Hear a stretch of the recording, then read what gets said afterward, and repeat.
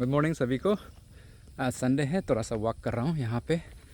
आज थोड़ा अलग जगह में आया। मेन वॉकिंग तो हो गया, अभी थोड़ा सा इस तरफ जाके देखिएगा बोल के यहाँ पे व्यू कैसे है देखने के लिए आया है। ये है हमारा नाहरलगुन का रेलवे जो पटरी है, पटरी का बाहर हम जा रहा है। देखो यहाँ से बाहर में वॉक करने का जगह भी है, घूम सकता है। अंदर में तो नहीं जाता है हम लोग। तो जाते जाते हम वही बताने के लिए था, एक अवेयरनेस ये है कि डिकम्प्रेशन सिकनेस जो बोलते हैं हम लोग, और कैसन्स डिजीज़ भी बोलते हैं डॉक्टर लोग। ये बेसिकली ये जो डिकम्प्रेशन सिकनेस जो बोलता है वो स्कूबा डाइविंग स्पेशली एग्जांपल के लिए बता रहा हूँ। ये देखो, ये नाहरलगुन है, धूप का वजह से इतना क्लियर नहीं है। और ये हो गया यूपिया, उस तरफ हो गया। तो यहाँ पे मैं से आया। तो अभी मैं वही बोल रहा था कि कैशंस डिजीज़ और डिकम्प्रेशन सिकनेस, इसको जानना ज़रूरी है हमारा, specially those people who are visiting Singapore and other ocean area, Sri Lanka वगैरह जो जाते हैं, और इवन अंडमान निकोबार जहाँ पे स्कूबा डाइविंग वगैरह जो करते हैं लोग जाते हैं ना, उन सब के लिए एक अवेयरनेस है। क्या होता है कि स्कूबा डाइविंग जब हम लोग करते हैं, और स्कूबा डाइवर्स लोग जो ओशन का सी का नीचे में जब जाता है, तो उधर में जो हमारा एटमॉस्फेरिक प्रेशर जो है नीचे में बहुत ज़्यादा हाई होता है, और बाहर में यहाँ अर्थ का कंपैरिजन में उधर बहुत ज़्यादा हाई होता है। तब आप डीप जब जाते रहेगा तो उसमें आप लोग सब फिज़िक्स याद होंगे, जो फिज़िक्स पढ़े हैं हमारा छोटा में, बोल्स लॉ उधर ऑपरेट करते हैं। तो बोल्स लॉ में क्या होता है कि उसमें जो pressure is inversely proportional to the volume. जहाँ प्रेशर ज़्यादा होता है वो वॉल्यूम कम हो जाता है। तो इसमें गैस का जो वॉल्यूम जो है कम हो जाता है। तो गैस वॉल्यूम उधर में जो ऑक्सीजन जो हम लोग जो लेके जाते हैं, वो ऑक्सीजन तो यूज अप हो जाता है, और कार्बन डाइऑक्साइड जो है एक्सपायर्ड आउट हो जाता है। लेकिन उसमें जो नाइट्रोजन है, नाइट्रोजन तो इनर्ट गैस माना जाता है। तो नाइट्रोजन गैस जो है वो हमारा लंग्स से उसको जाने का जगह नहीं होता है, तो वो हमारा टिश्यू में, ब्लड में, हम लोग का ब्लड में एस्केप हो जाता है। यानी कि हमारा ब्लड में वो नाइट्रोजन जो है घुस के बैठ जाता है। प्रेशर जो है बाहर का सराउंडिंग्स का हाई होने का वजह से वो जो नाइट्रोजन जो है लंग्स से ब्लड में चला गया। तो ब्लड में जाके वो ब्लड का, जैसे हमारा ब्लड तो हर जगह मसल में जाता है, ब्रेन में जाता है, और ब्लड तो हर जगह हमारा बॉडी में है ही है। तो वो नाइट्रोजन जो है उसी में जाके बैठ जाता है। लेकिन वो इतना हार्म नहीं करेगा। जब कब हार्म होता है, जब वो असेंडिंग का टाइम में, सडन जब रैपिड राइज होता है, उसमें क्या होता है कि जब रैपिड राइज होना शुरू होता है, यानी कि उधर से हाई प्रेशर से लो प्रेशर में जब हम लोग आना शुरू हो जाता है, तब क्या होता है कि क्या हो रहा है यहाँ पे, देखो आग जल रहा है। पता नहीं फायर एक्सीडेंट है ना ऐसे जला रहा है। अरे क्या हो रहा है,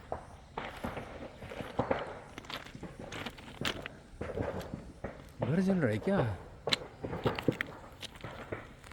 पता नहीं, अभी अभी दिखाई दे रहा है। तो वही बता रहा था कि जब रैपिड राइज होता है ना, जो रैपिड राइज होता है, तो वो जो नाइट्रोजन जो है लंग में वापस आ जाता है, मतलब ब्लड से लंग में वापस आ जाता है। तो लंग में वापस आके वो क्या करता है कि लंग से वापस आके हमारा जो एक्सपिरेटरी में सांस का बाहर में वो निकल जाता है। लेकिन जब हम रैपिड जब उठ जाता है, तो वो आने से पहले ही वो, मतलब पूरा आने से पहले हम ऊपर उठ गया, जिसका वजह से जो नाइट्रोजन जो है एक बबल्स फॉर्म होता है, वो एक बबल्स फॉर्म होता है, और वो बबल्स जो है हमारा आर्टरीज को ब्लॉक करता है, तो क्या, जहाँ पे आप जैसे एग्जांपल कोरोनरी आर्टरीज है हमारा हार्ट में, तो उसमें अगर ब्लॉक होगा तो आपका हार्ट कार्डियक अरेस्ट हो सकता है। उसके बाद ये बबल्स जो जाके ब्रेन में आपको स्ट्रोक करा सकता है।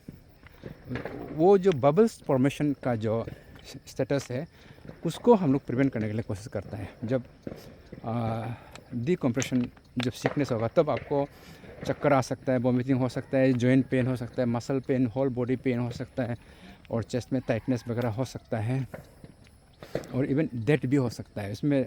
जैसे एग्जांपल ब्रेन में जाके ब्रेन का जो मेन आर्टरी को ब्लॉक कर दिया तो बबल्स जो, तो वो बबल्स जो है इवन हार्ट में ब्लॉक हो सकता है, तो आपको अनकॉन्शियस हो सकता है। तो ये सब होने का बहुत हाई चांस होता है। तो इसलिए क्या करता है कि उसको प्रिवेंट करने के लिए वो एक्सपर्ट लोग गाइड करता है कि उसको रैपिड राइज नहीं करता है। रैपिड राइज मतलब धीरे धीरे एवरी 5 मिनट्स में थोड़ा सा रेस्ट लेगा और कार्बन डाइऑक्साइड मतलब नाइट्रोजन को फिर in the form of carbon dioxide उसको रिलीज़ करेगा, फिर उठेगा, फिर रिलीज़ करेगा। तो धीरे धीरे उसको ये करता है। और अदरवाइज़ उनका बहुत ज़्यादा नीचे में जो काम करने वाला, जो स्पेशली लेबर लोग हैं जो सी का अंदर काम करते हैं, उनका तो एक चैम्बर होता है, उठने का साथ साथ उसको चैम्बर में डालता है, हाई प्रेशर चैम्बर में, ताकि उसको ये सब ना हो। तो हाई प्रेशर चैम्बर में उसको घुसा के उसको चैम्बर को वो लोग कंट्रोल कर सकते हैं, प्रेशर को धीरे धीरे कम करके। तो आस्ते आस्ते उसका बदन से जो नाइट्रोजन जो है कार्बन डाइऑक्साइड में कन्वर्ट करके उसको निकल जाता है बाहर। तो ऐसे करते हैं। इसलिए जो नाइट्रोजन को सडनली मतलब निकलने नहीं देना है। सडनली जब बबल्स फॉर्म करके मतलब ब्लड में बबल्स फॉर्म होने नहीं देना है। तो आइडिया तो ये है। तो ये केशंस डिजीज़ और डिकम्प्रेशन सिकनेस जो हम लोग जो बोलता है वो वही है। इसका वजह से लोगों का जान जा सकता है। तो अभी आप लोग हाल ही में सुने होंगे ना, हमारा जो वन ऑफ द फेवरेट जो एक्टर और सिंगर जो जुबेन गर्जी का भी एग्जैक्टली उधर क्या हुआ वो तो हमको आइडिया नहीं है, पता नहीं है एग्जैक्ट क्या हुआ है।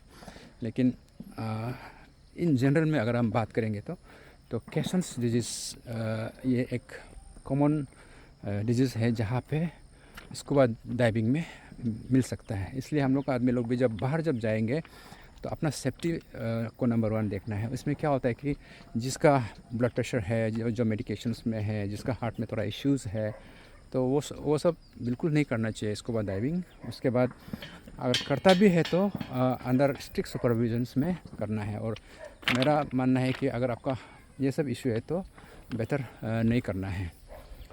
तो इसी का ये था सिर्फ जस्ट अवेयरनेस के लिए आप सभी को बता दूं। अभी हमारा नॉर्थ ईस्ट में, एंटायर नॉर्थ ईस्ट में एक दुखद का घड़ी, one of our favourite singer जिसका हम लोग का दिल में हमेशा रहता है, उसका कुछ प्रॉब्लम हुआ है उधर में, ऐसे बताया जाता है। एग्जैक्ट सीक्वेंस ऑफ इवेंट तो हम लोग को आइडिया नहीं है, पता नहीं एग्जैक्ट क्या हुआ था, लेकिन स्कूबा डाइविंग रिलेटेड ऐसे बताया जा रहा है न्यूज़ में।